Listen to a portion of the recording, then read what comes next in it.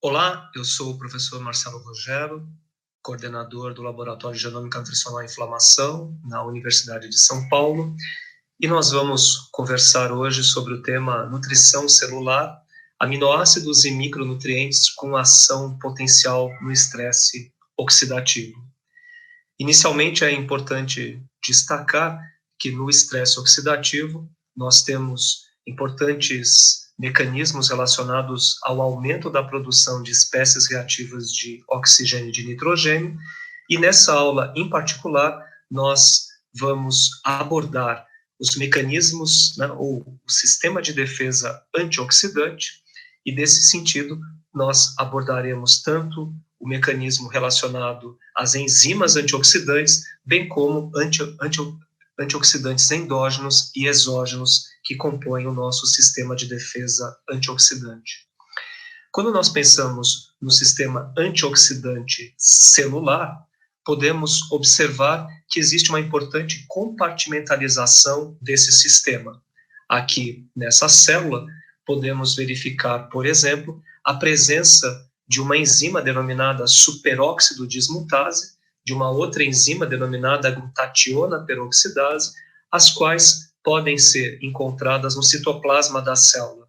Além disso, o principal antioxidante celular não enzimático, aqui abreviado como GSH, a glutationa, também apresenta concentrações elevadas no citoplasma da célula. Tanto a superóxido dismutase, a glutationa peroxidase, como a própria glutationa, é um tripeptídeo, no caso aqui da glutationa, né, principal antioxidante não enzimático celular, também estão presentes na mitocôndria. E esse é um fato importante, uma vez que na mitocôndria nós temos uma grande capacidade de produção de espécies reativas de oxigênio. Cabe ainda destacar que em peroxissomas encontramos também enzimas antioxidantes como a catalase e a SOD. Na membrana plasmática, a qual é possível encontrar uma concentração significativa de ácidos graxos poliinsaturados, os quais podem sofrer lipoperoxidação, é importante destacar a presença de antioxidantes como a vitamina E e o beta-caroteno. Então, nesse sentido, podemos observar que o nosso sistema antioxidante, aqui são exemplos, né, estão presentes, esses fatores, tanto enzimas como esses compostos, estão presentes em diferentes partes da célula. Com destaque para as enzimas, nós iniciaremos mencionando o papel da superóxido dismutase. A SOD apresenta na sua constituição cobre e zinco quando nós analisamos a porção citoplasmática, né? Essa SOD que está presente no citoplasma da célula, a qual é dependente de cobre e zinco. Todavia, a SOD presente na mitocôndria é dependente de manganês. E a superóxido dismutase apresenta um importante papel na conversão do ânion superóxido em peróxido de hidrogênio, sendo que esse peróxido de hidrogênio pode sofrer a ação de uma enzima denominada glutationa peroxidase, a qual é dependente de selênio. O selênio participa da constituição da glutationa peroxidase por meio da inserção do aminoácido selenocisteína. Nós temos aqui, nessa reação, onde o peróxido de hidrogênio é convertido em água, a participação da glutationa, que é um tripeptídeo, a qual, na sua forma reduzida, passa para a forma oxidada e, consequentemente, nós temos a formação aqui de água. Nesse sentido, podemos verificar que a glutationa, a qual é formada por 3 aminoácidos, glutamato, cisteína e glicina, é um dos principais mecanismos que a célula dispõe para a redução do estresse oxidativo. A glutationa está presente em concentrações significativamente elevadas quando nós comparamos com outros antioxidantes na célula, concentrações da ordem de 1 até 10 milimolar. E nós podemos encontrar a glutationa em diferentes partes da célula, no citoplasma, na mitocôndria e também no núcleo celular. A glutationa, portanto, é sintetizada a partir de 3 aminoácidos. e a síntese intracelular da glutationa inicia-se por meio de uma reação catalisada pela enzima gama-glutamilcisteína sintetase, reação essa dependente de ATP, no qual, a partir do glutamato e da cisteína, nós temos a formação do gama-glutamilcisteína. Posteriormente, numa reação catalisada pela glutationa sintetase, ou seja, o gama-glutamilcisteína mais a glicina, nós temos finalmente a produção da glutationa. O GSH seria aqui o símbolo da glutationa, que é a forma reduzida desse antioxidante. Quando a glutationa atua como antioxidante, nós podemos ter a ação, consequentemente, da glutationa peroxidase, e essa glutationa passa para a forma de glutationa oxidada. Na célula, existem mecanismos que permitem a regeneração da glutationa para sua forma reduzida. A glutationa redutase é uma enzima que favorece a conversão da glutationa oxidada, voltando para a forma de glutationa reduzida. Gostaria de destacar que a glutationa peroxidase apresenta na sua constituição selênio, uma vez que nós temos a inserção aqui, a glutationa peroxidase é uma selenoproteína, e o selênio é inserido na forma de um aminoácido, que é a selenocisteína. Todavia, a glutationa redutase também é uma enzima que é dependente da vitamina B2. Podemos observar, portanto, que no metabolismo da glutationa, nós temos aqui o papel de pelo menos 4 importantes proteínas: a gama-glutamilcisteína sintetase, glutationa sintetase, a glutationa peroxidase e a glutationa redutase. Os genes que codificam a expressão dessas enzimas estão relacionados com um importante fator de transcrição, designado NRF2. Numa condição constitutiva, onde nós não temos aumento do estresse oxidativo na célula, é possível verificar que o NRF2, o fator de transcrição, está associado com uma proteína denominada KEAP1. Essa proteína mantém o NRF2 no citoplasma. Quando nós não temos aumento do estresse oxidativo, o NRF2 pode sofrer um processo de poliobictinação e posteriormente é degradado no proteassoma. Contudo, numa situação em que nós temos aumento do estresse oxidativo, e essa proteína aqui, a KEAP1, pode ser caracterizada como um sensor de estresse oxidativo, nós temos a dissociação da KEAP1 do NRF2. Esse NRF2 ele sofre fosforilação no citoplasma e acaba translocando para o núcleo celular. No núcleo, o NRF2 se liga a uma região denominada elemento de resposta antioxidante e, em alguns genes, esse elemento de resposta antioxidante pode favorecer o aumento da transcrição. Particularmente, nós podemos ter aumento da expressão dos seguintes genes: gama-glutamilcisteína sintetase, glutationa sintetase, glutationa redutase, glutationa peroxidase, e além das enzimas também com ação antioxidante, SOD e catalase.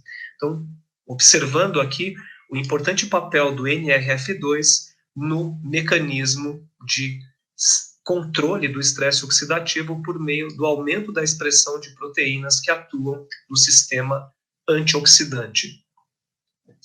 Considerando o importante papel da glutationa e os fatores relacionados ao seu metabolismo, alguns autores se propuseram a investigar se ocorreria uma alteração das concentrações de glutationa ou do metabolismo da glutationa com o envelhecimento. Sem dúvida, nós temos aqui alguns estudos que trazem resultados bastante interessantes. Esse é um estudo que avaliou indivíduos desde o nascimento e também indivíduos até aproximadamente 70 anos de idade. Então, podemos observar aqui, né, um grupo de indivíduos com uma faixa aqui de aproximadamente 70 anos, onde as concentrações da glutationa sofrem redução com o passar dos anos. Ao mesmo tempo, nós podemos observar um aumento da concentração da glutationa oxidada com o envelhecimento. Diante desses resultados, uma maneira interessante de analisar o metabolismo da glutationa com o envelhecimento é traçar a razão glutationa reduzida por glutationa oxidada. E aqui nós podemos observar que a razão glutationa reduzida, glutationa oxidada, sofre redução com o envelhecimento. Trago aqui um outro estudo que também analisou a concentração da glutationa. Esse é um estudo que avaliou indivíduos com idade inferior a 60 anos, aqui a média de idade era 31 anos. Esse outro grupo, indivíduos acima de 60 anos, a média de idade era 72. E aqui, indivíduos com diabetes com uma média de idade de 71 anos. É importante destacar que quando nós comparamos indivíduos acima de 60 anos com indivíduos jovens, há uma redução da concentração da glutationa.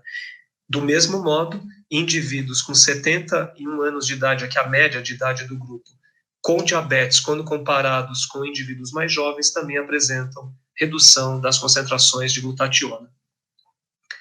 Nesse cenário, estudos têm sido realizados com o intuito de verificar se a suplementação de aminoácidos poderia aumentar as concentrações de glutationa, particularmente em indivíduos idosos. Considerando que a glutationa é formada por glutamato, cisteína e glicina, poderíamos inicialmente pensar que a suplementação dos 3 aminoácidos seria interessante.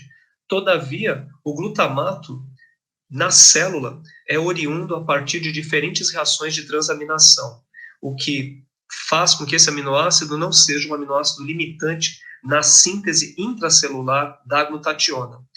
Porém, estudos têm sido realizados com a suplementação de cisteína e glicina, e é o que nós vamos abordar nos próximos slides.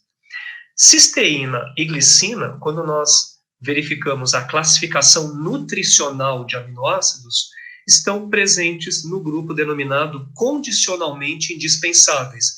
Então, aqui a cisteína e a glicina, juntamente com outros aminoácidos, estão no grupo onde a concentração desses aminoácidos pode estar reduzida em diferentes condições clínicas, ou seja, a capacidade de síntese do organismo é menor do que a demanda celular, o que classificaria esse aminoácido como condicionalmente indispensável. A cisteína apresenta diferentes funções que estão envolvidas no metabolismo, por exemplo, da taurina, metionina e da própria glutationa, conforme nós já mencionamos. Além disso, a glicina também é um aminoácido envolvido em diferentes vias celulares, como síntese do M, creatina, glutationa, bases nitrogenadas, metabolismo do grupo metil e também ácidos biliares. Considerando esses aspectos do potencial, efeito da suplementação de cisteína e glicina na redução do estresse oxidativo em indivíduos idosos, eu trago aqui um estudo que investigou o efeito da suplementação desses aminoácidos em indivíduos idosos, sendo que esses indivíduos foram comparados com adultos jovens que não foram suplementados nesse estudo. Os indivíduos idosos foram suplementados com cisteína e glicina durante um período de 14 dias. Aqui ao fundo, eu trago a imagem de um eritrócito, exatamente para lembrar ou para ficar mais fácil o entendimento de que todas as análises que eu estou apresentando foram análises realizadas a partir de eritrócitos. Então, nós temos aqui a concentração de cisteína eritrocitária, que em idosos era significativamente menor comparada com adultos jovens. Quando esses indivíduos idosos foram suplementados com cisteína e glicina durante 14 dias, após o período de suplementação, nós podemos observar um aumento significativo da concentração de cisteína, praticamente igualando os valores observados em adultos jovens. No tocante à concentração eritrocitária de glicina, podemos observar novamente, idosos apresentavam menor concentração eritrocitária de glicina comparado com adultos jovens, sendo que após o período de suplementação, houve um aumento significativo da concentração de glicina, comparável às concentrações observadas em adultos jovens. Considerando que a suplementação acarreta em aumento da cisteína e da glicina, um importante marcador de análise num estudo como esse é a concentração da glutationa eritrocitária. E aqui podemos verificar aumento significativo da concentração da glutationa eritrocitária em indivíduos idosos após o período de suplementação de 14 dias. Sendo que os aminoácidos que foram suplementados favoreceram a síntese intracelular da glutationa. E, neste caso, podemos observar que a taxa de síntese fracional aumenta após a suplementação, o mesmo ocorrendo com a taxa de síntese absoluta da glutationa. Nesse estudo, a razão glutationa reduzida a glutationa oxidada, que acaba sendo um importante marcador para avaliação do potencial antioxidante do sistema da glutationa, indivíduos idosos no baseline apresentavam menor razão glutationa oxidada em comparação ao grupo de adultos jovens, sendo que, após o período de suplementação, nós temos um aumento significativo da razão glutationa reduzida a glutationa oxidada. Um marcador de estresse oxidativo nesse estudo diz respeito, por exemplo, à concentração de lipoperóxidos. No início do estudo, no baseline, indivíduos idosos apresentavam maior concentração do que indivíduos adultos jovens. Após a suplementação, podemos observar uma redução significativa da concentração de lipoperóxidos quando comparada com a concentração no baseline em indivíduos idosos.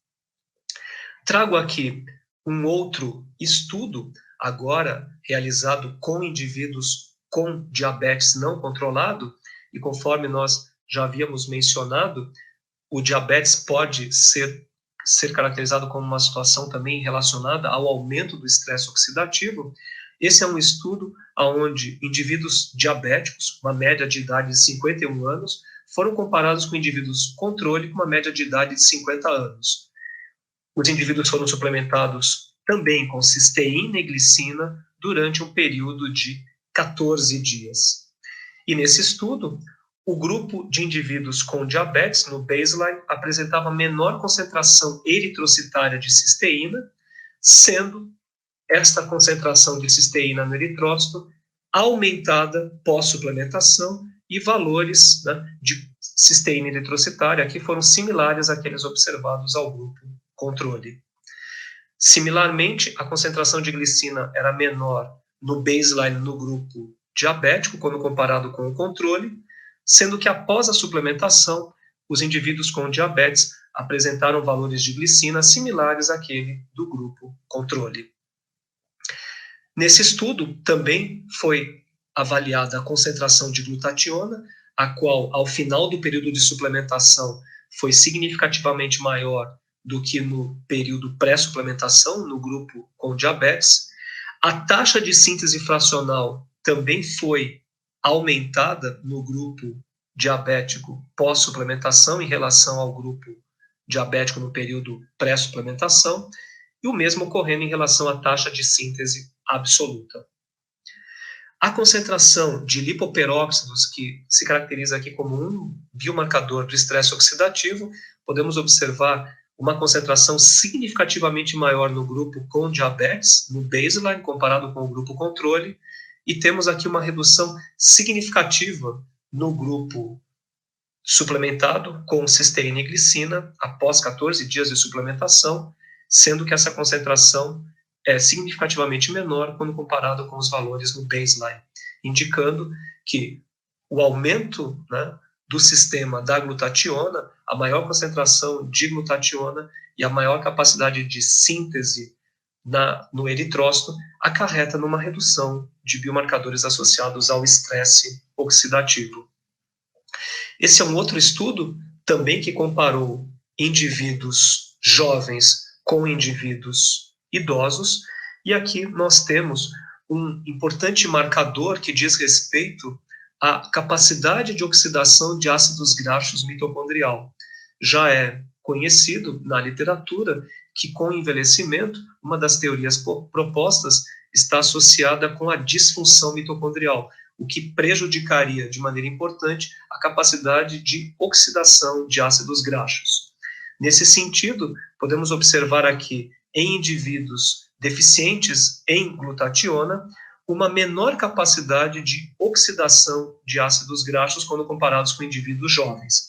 A suplementação de cisteína e glicina durante um período novamente de 14 dias permite um aumento significativo da capacidade de oxidação de ácidos graxos quando comparados com os valores observados no baseline.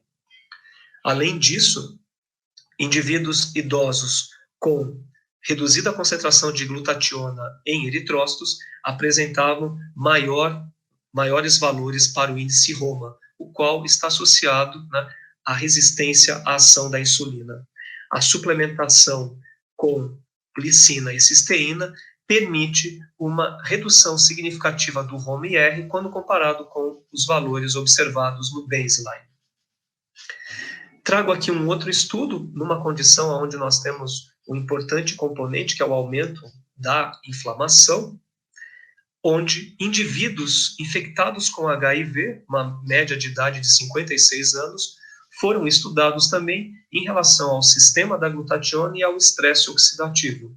Esses indivíduos foram suplementados também com cisteína e glicina durante um período de 14 dias.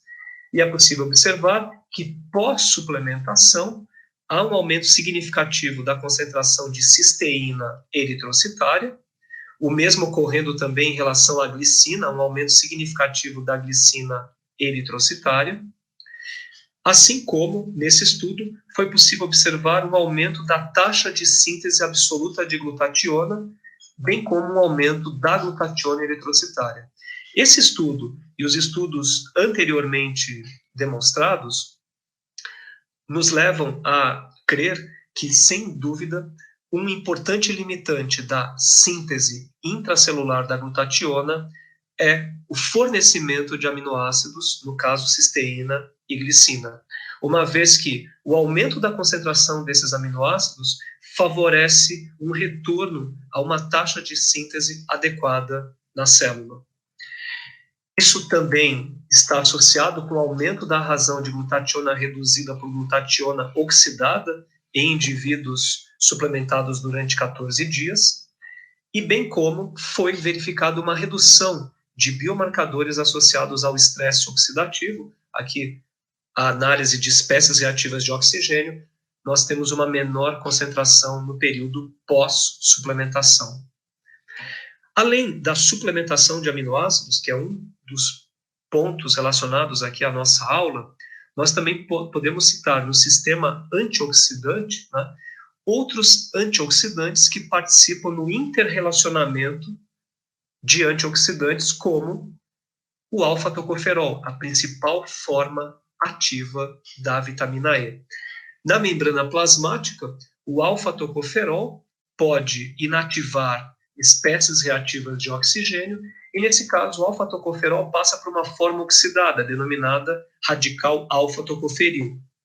Então aqui temos um importante papel protetor do alfa-tocoferol, particularmente porque na membrana plasmática nós temos uma elevada concentração de ácidos graxos poliinsaturados presentes nos fosfolipídios. Todavia, o ascorbato pode regenerar o alfa-tocoferol, e desse modo o ascorbato passa para uma forma oxidada, designada radical ascorbil. Então aqui mostramos o importante papel da vitamina E e agora um papel da vitamina C. Esse radical ascorbil, a forma oxidada aqui do ascorbato, nós podemos ter a regeneração do ascorbato por meio da glutationa, que eu já havia mencionado anteriormente, que é o principal antioxidante intracelular não enzimático, e essa glutationa, aqui a forma reduzida, pode regenerar a vitamina C e a glutationa passa para a forma oxidada. Todavia, nós temos uma enzima glutationa redutase que permite, consequentemente, a regeneração da glutationa, sendo que essa reação é dependente de NADPH, que é oriundo da via das pentoses, o que acarreta na formação de NAD-P. Além da vitamina E, vitamina C e glutationa, também podemos acrescentar aqui o papel do beta-caroteno, o qual pode auxiliar também no mecanismo antioxidante intracelular. Em relação à vitamina C, além do papel da vitamina C, por exemplo, regenerando ali o radical, né, a forma oxidada do beta-caroteno e da vitamina E, a vitamina C exerce papel relevante no sistema imunológico. Por exemplo, aqui nós temos um neutrófilo, uma célula importante, um fagócito importante na imunidade inata, e é possível verificar que a concentração de vitamina C no neutrófilo chega a ser 25 vezes superior àquela encontrada no plasma. Uma das explicações para que nós tenhamos elevada concentração de vitamina C em neutrófilos é que células do sistema imune, particularmente fagócitos, apresentam capacidade de produção elevada de espécies reativas de oxigênio e de nitrogênio, por exemplo, numa infecção. E desse modo, a vitamina C participa de um mecanismo de proteção numa célula que apresenta uma grande capacidade de produção de espécies reativas de oxigênio e nitrogênio. Zinco, conforme nós já havíamos mencionado, que participa, né, na constituição ali da superóxido dismutase, apresenta importante papel no estresse oxidativo e na inflamação. Por exemplo, situações como aumento da ingestão de lipídios pode acarretar num quadro designado endotoxemia metabólica, onde nós temos um aumento da concentração de LPS. Na obesidade, no diabetes, na doença cardiovascular, por exemplo, nós podemos ter um aumento significativo das concentrações de TNF-alfa. Podemos observar que tanto a via do Toll-like 4, que é ativada por um ligante, o LPS, bem como a via do TNF-alfa, essas vias culminam no aumento da atividade de um fator de transcrição designado NF-κB, que está associado com o aumento da resposta inflamatória. Porém, na célula, nós temos fatores de transcrição, particularmente receptores nucleares, e aqui eu trago um exemplo, PIPAR, o qual apresenta na sua constituição átomos de zinco. E o PIPAR apresenta uma capacidade importante de reduzir a atividade transcricional do NF-κB. Então, nesse sentido, deficiência de zinco, por exemplo, poderia ser um importante fator para um aumento da resposta inflamatória. E como nós já havíamos comentado, né, o zinco participa da constituição do PPAR, que além de reduzir a resposta inflamatória, uma vez que reduz a atividade transcricional do NF-κB, o PPAR também está associado com o aumento da expressão do IκB-alfa, que atua como inibidor do NF-κB, e aumento da expressão da catalase, que é uma enzima com ação antioxidante. O zinco também está associado com a superóxido dismutase, conforme nós já havíamos comentado, atuando particularmente na conversão do ânion superóxido em peróxido de hidrogênio. E desse modo, podemos observar aqui mais um papel do zinco, atenuando o estresse oxidativo. O zinco apresenta também um outro importante papel no que diz respeito ao NRF2, um fator de transcrição que está relacionado com o aumento da expressão de enzimas antioxidantes. Podemos observar que em situações de deficiência de zinco, nós podemos ter um aumento da resposta inflamatória, conforme eu mencionei no slide anterior, aumento do estresse oxidativo, uma vez que a inflamação aumenta o estresse oxidativo, bem como o estresse oxidativo também aumenta, né, vias de sinalização relacionadas à inflamação, e esses fatores estão associados ao aumento do estresse do retículo endoplasmático. Cabe destacar que na deficiência de zinco, nós temos uma redução da atividade da AKT e, consequentemente, uma maior translocação para o núcleo de uma proteína denominada FIM. Essa proteína no núcleo faz com que o NRF2 se desloque para o citoplasma e, consequentemente, sofra degradação. Esse mecanismo associado à deficiência de zinco sem dúvida, acarreta numa menor capacidade de expressão de enzimas com ação antioxidante. O selênio também está associado ao estresse oxidativo. Podemos observar aqui que espécies reativas de oxigênio, como peróxido de hidrogênio, por exemplo, pode ativar importantes quinases, como a IKK-beta, que, por sua vez, ativa fatores de transcrição como o NF-κB, uma vez que essa quinase fosforila o inibidor do NF-κB, o IKB-alfa, e desse modo o NF-κB consegue translocar para o núcleo e aumentar a expressão de genes pró-inflamatórios. O selênio, por sua vez, por meio da sua participação na constituição da glutationa peroxidase, reduz a concentração de peróxido de hidrogênio, e cabe destacar, assim como eu havia mencionado no caso do zinco, que a deficiência do zinco tem importante papel na atividade do NRF2, a redução da concentração de selênio na dieta, no caso, aqui nós podemos mencionar, por exemplo, indivíduos que apresentam deficiência de ingestão de selênio, isso também está associado com uma menor expressão da glutationa peroxidase. Desse modo, conforme nós abordamos aqui diferentes situações onde nós temos o papel de aminoácidos e de micronutrientes no sistema antioxidante, bem como as enzimas antioxidantes que são dependentes, por exemplo, de cobre, zinco, selênio, é importante destacar que esse sistema atua de forma integrada. Portanto, nós temos que considerar que na nossa alimentação nós devemos fornecer quantidades adequadas tanto de zinco, cobre, manganês, selênio, vitamina C, vitamina E, e nesse sistema nós temos um importante papel também das enzimas superóxido dismutase, glutationa peroxidase e catalase. E como nós mencionamos hoje, o papel da glutationa representa algo de destaque, particularmente com os estudos que já foram publicados mostrando que com o envelhecimento nós podemos ter uma redução desse importante antioxidante intracelular não enzimático.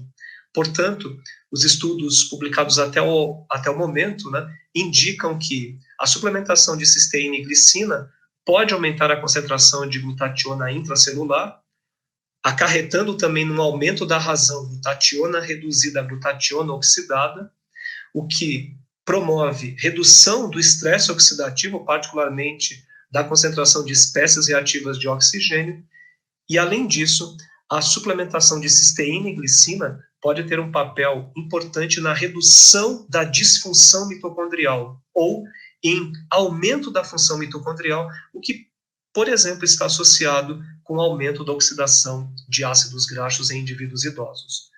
Gostaria muito de agradecer a participação de todos. Muito obrigado.